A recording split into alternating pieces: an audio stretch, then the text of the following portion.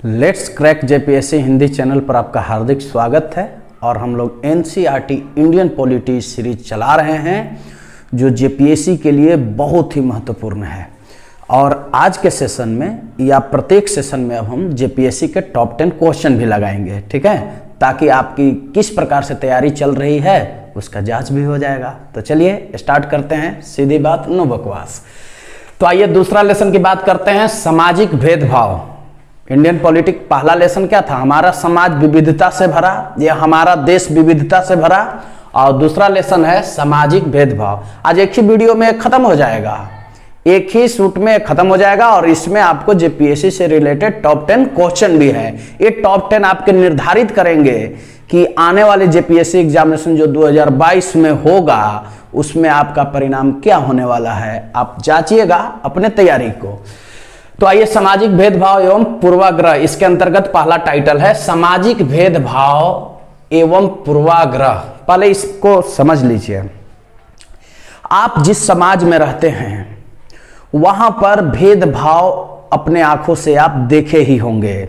वह भेदभाव लैंगिक भी हो सकते हैं, लड़का या लड़की में भी भेदभाव हो सकते हैं, भेदभाव छुआछूत कर भी हो सकता है, वो भेदभाव भाषा के आधार पर भी हो सकता है, वह भेदभाव धर्म के आधार पर भी हो सकता है।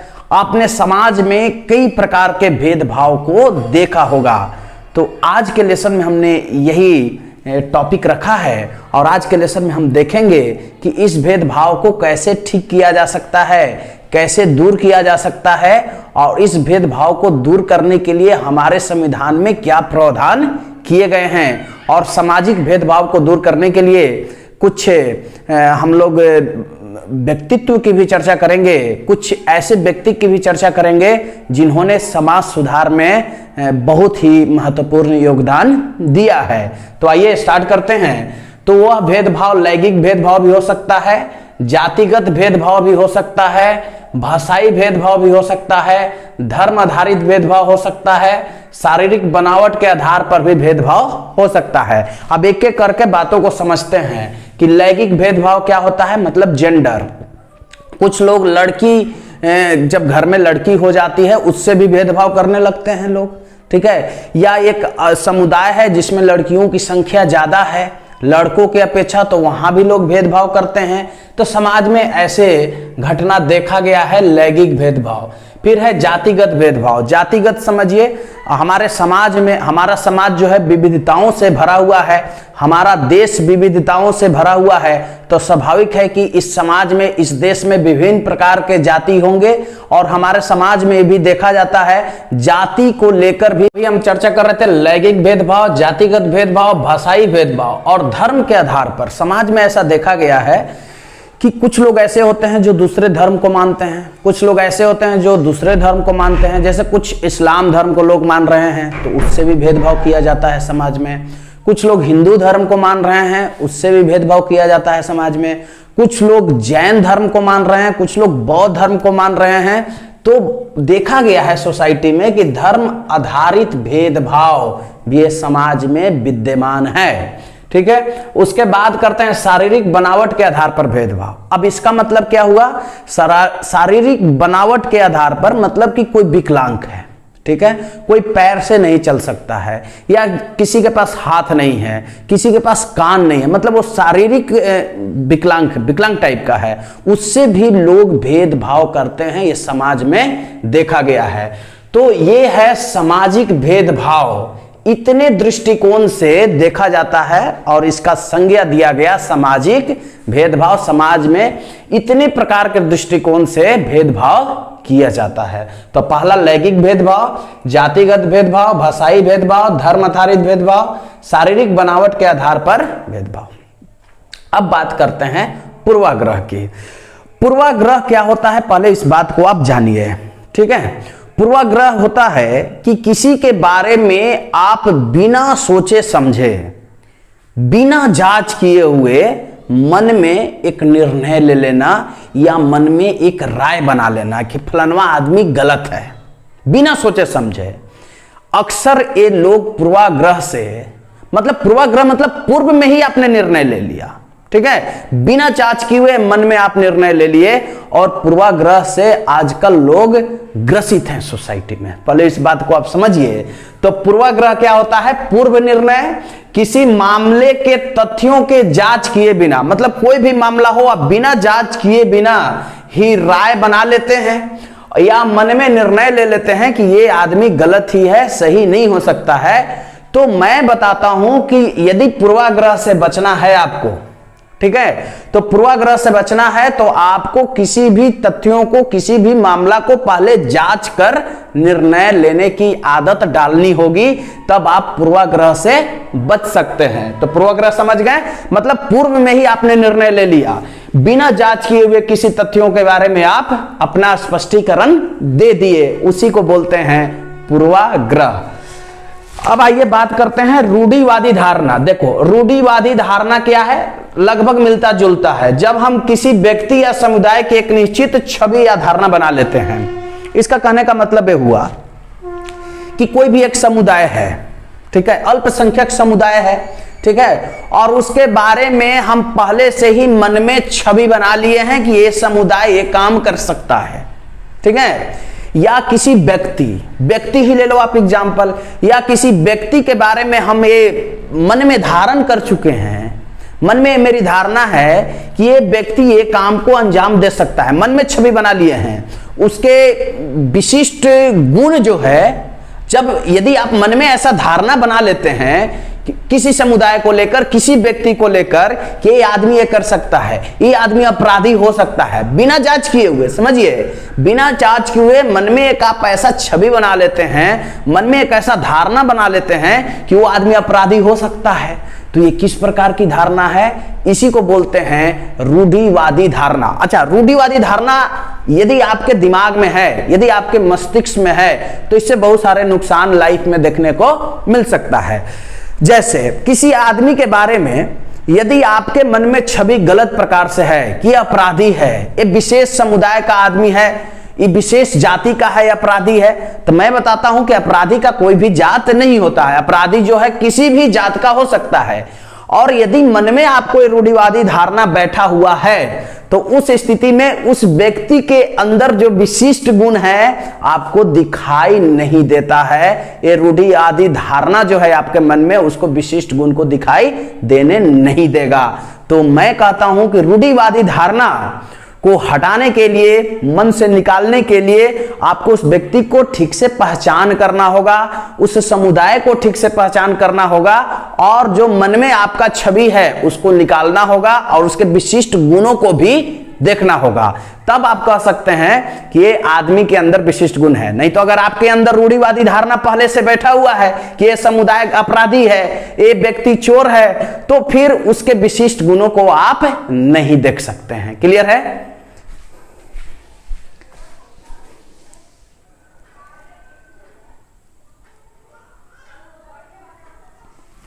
चलिए अब आगे बात कर लेते हैं। कह रहा है कि व्यक्ति या समुदाय की एक निश्चित छवि या धारणा बना लेते हैं, उसे हम लोग क्या कहते हैं? रूढ़िवादी धारणा कहते हैं। आइए, कह रहा है कि लड़का एवं लड़की के बीच अंतर। अगला एनसीईआरटी का कंटेंट जो है लड़का एवं लड़की के बीच अंतर। कुछ पॉइंट यहां पर लिखे गए हैं। अब ये पॉइंट आपको कंपेयर करना है अपने दृष्टिकोण से। कह रहा है मजबूत एवं कठोर होते हैं। अब ये जो वर्ड है आप किसके लिए तुलना करना चाहते हैं?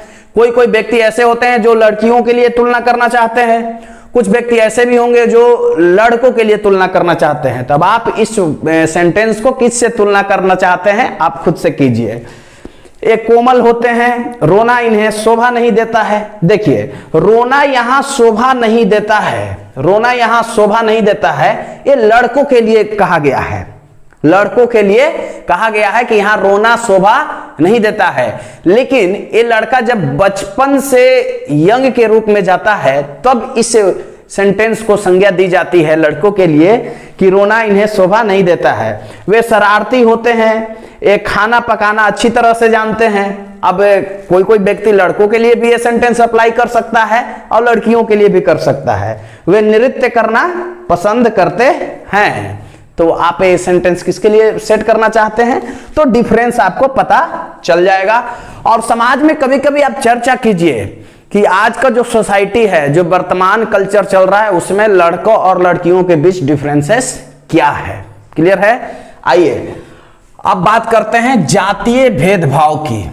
जातीय भेदभाव, देखो जब हमारा प्राचीन दौर चल रहा था, प्राचीन युग चल रहा था, तो उसमें जात को लेकर भेदभाव चरम सीमा पर था, मतलब दृढ़ था। लेकिन आजकल के दौर में, मॉडर्न कल्चर में ये देखा गया है कि जातिगत जो छुआछूत का जो बीमारी था, छुआछूत की बीमारी के लिए देखिए भीमराव अंबेडकर, ठीक है, जिन्हें संविधान का जनक भी कहा जाता है, उन्होंने बहुत सारा प्रयास किया और उन्होंने एक किताब में ऐसा बताया कि उनके साथ जुल्म सितम कैसे ढाए जाते थे कि जब वो विद्यालय जाते थे तो वहां पर जब वो नल का पानी पीते थे तो फिर दूसरे जात के जो लोग हैं वहां पर नहीं पीते थे। जिस स्टेशन पर वो चले जाते थे और पता जब इनकी जाति का चलता था तो फिर उस स्टेशन पर लोग उनको किसी प्रकार का मदद नहीं करते थे। तो लेकिन अब के दौर में यदि बात करें कि जातिगत, तो ये बहुत कमजोर हो गया है और छुआछूत को जड़ से खत्म कर देना चाहिए। ये संविधान में भी लिखा गया है और इस संविधान में भी लिखा गया है कि जो आपका आरक्षण को लेकर जो है वहां पर भी वर्णन है। अब इसकी ज्यादा चर्चा जो है नेक्स्ट क्लास में, जब संविधान हम लोग संविधान की चर्चा जब करेंगे, नेक्स्ट टॉपिक है, और फिर 8वीं क्लास में संविधान का विस्तृत चर्चा करना है, वहां पर भी इस बातों को हम लोग डिटेल्स में देखने वाले हैं।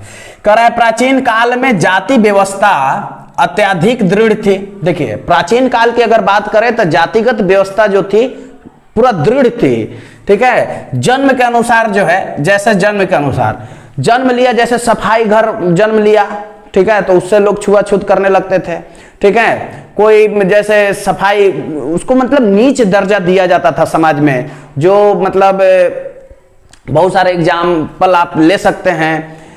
जैसे जो नीच जाति घर जन्म लिया तो जन्म के आधार पर ही उसका क्राइटेरिया पहले कर दिया जाता था और उससे भेदभाव किया जाता था। लेकिन अब जाति व्यवस्था के आधारित भेदभाव स्तर में बहुत कमी देखा गया है, बहुत कमी आई है, जो हमारे समाज के एकता के लिए अनिवार्य है।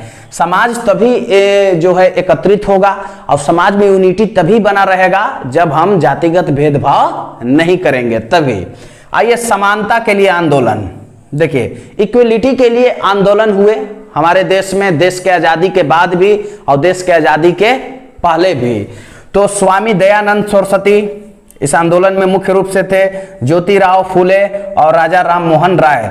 देखिए ये 3 व्यक्ति जो थे समानता के लिए आंदोलन किए, और समानता के लिए हमारे संविधान में भी बहुत सारे प्रावधान हैं। इसमें से कुछ यहाँ पर हैं और कुछ नेक्स्ट क्लास में आप देखेंगे, मतलब नेक्स्ट जब चैप्टर आ रहा है उसमें, और फिर जब संविधान के प्रस्तावना वगैरह जब हम लोग पढ़ेंगे तो उसमें भी देखेंगे कि समानता के लिए संविधान में कितने प्रकार के प्रावधान और प्रस्तावना और उद्देश्य लिखे गए हैं।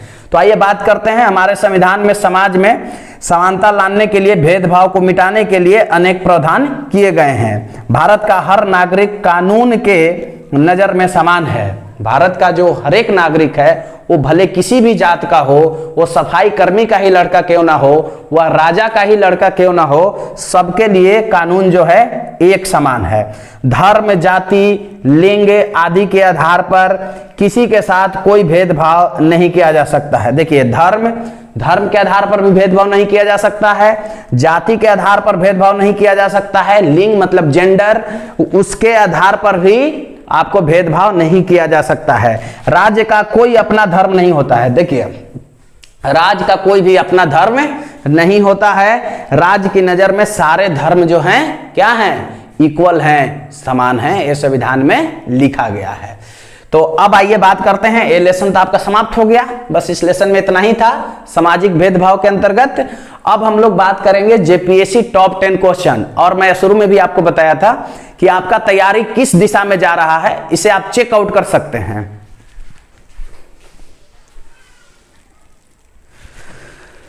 तैयारी आपका किस दिशा में जा रहा है, अगर आपको चेकआउट करना है तो मैं प्रत्येक वीडियो में अब 10 क्वेश्चन जेपीएससी से रिलेटेड लगाऊंगा। आप इसे देखिए और आंसर खुद करने का प्रयास कीजिए, और इससे जांच हो जाएगा आपका कि आपका तैयारी किस ढंग से हुआ है। तो आइए सबसे पहला क्वेश्चन है, किस मुगल बादशाह के समय रामगढ़ राज्य की राजधानी, देखिए रामगढ़ राज्य की राजधानी रामगढ़ बनाई गई, ठीक है, किस मुगल बादशाह, देखो ध्यान से, तो इसका आंसर होगा औरंगजेब। देखिए ऑप्शन में जहांगीर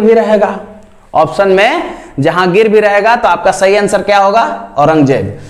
कह रहा है कि किस आदिवासी क्रांतिकारी के युद्ध कला से भयभीत होकर, मतलब आदिवासी क्रांतिकारी के युद्ध कला से भयभीत होकर, मतलब डर कर अंग्रेज अधिकारी को भागकर रामगढ़ जाना पड़ा था। देखो बहुत इंपॉर्टेंट क्वेश्चन है, मतलब उस अधिकारी का नाम बताना है, अंग्रेज अधिकारी का, जो आदिवासियों के युद्ध कला से भयभीत होकर, मतलब कि डर से उसे रामगढ़ भागना पड़ा था, तो वह था विली-किन्सन, याद रखेंगे, विली-किन्सन, बहुत इंपॉर्टेंट क्वेश्चन है।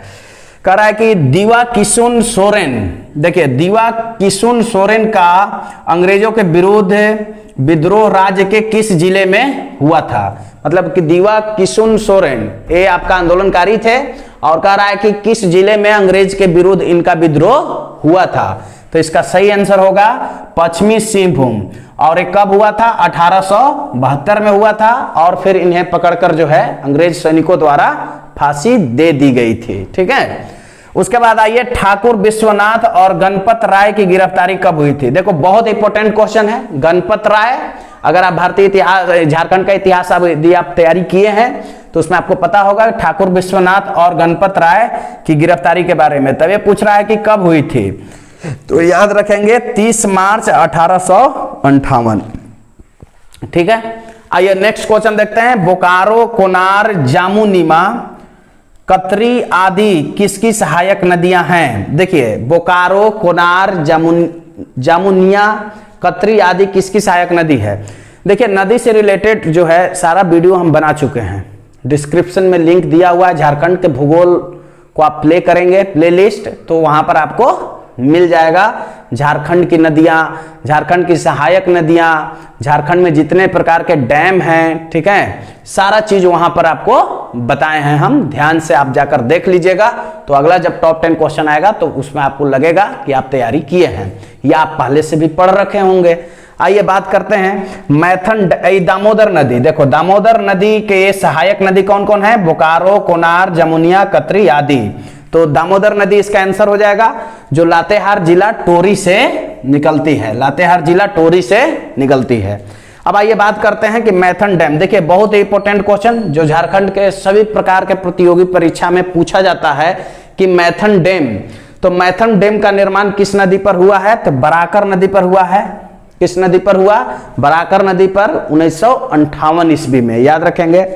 झारखंड में सर्वाधिक ठंड कहां पे पाया जाता है, तो सही जवाब इसका होगा नेतरहाट। झारखंड में मानसूनी बादल कहां से आते हैं। देखिए अच्छा क्वेश्चन है, झारखंड में मानसूनी बादल कहां से आते हैं, तो इसका सही आंसर होगा बंगाल की खाड़ी। कोल विद्रोह पर बनी पुस्तक, देखिए कोल विद्रोह पर एक पुस्तक बनी है जो 1964 में मतलब आई मार्केट में आई, 1964 में इसे प्रकाशित किया गया। वो किसके द्वारा लिखा गया है, तो जेसी झा द्वारा ये प्रकाशित पुस्तक 1964 में आया, जिसमें कोल विद्रोह की चर्चा किया गया है। अब लास्ट क्वेश्चन है, पारसनाथ किस जिले में है। पारसनाथ देखिए माउंटेन ऑफ झारखंड, ये पारसनाथ की पहाड़ियां आप सुने होंगे, 1365 मीटर ये ऊंचा है, सबसे अत्यधिक ऊंचाई वाला जो है पहाड़ी ये है आपका पारसनाथ, जो गिरिडीह जिला में है। अब इसकी ऊंचाई कितनी मीटर है, 1365 मीटर। और यहाँ जैन धर्म के जो 23वें तीर्थकर थे पार्श्वनाथ, वो यहाँ पर आए थे, और उनका जो विभक्त है श्वेतांबर और दिगंबर यहीं आकर शरण लिए थे इसी पहाड़ी पर। आप इसको भी याद रखेंगे जीके फैक्ट्स में, ठीक है, जैन धर्म के लिए। तो आज का ये जेपीएससी टॉप 10 क्वेश्चन रहा, और मुझे उम्मीद है अब प्रतिदिन आपको वीडियो मिलेगा। आप चैनल से जुड़े रहिए, आपको कुछ ना कुछ फायदा जरूर होगा। वीडियो को देखने के लिए बहुत बहुत धन्यवाद।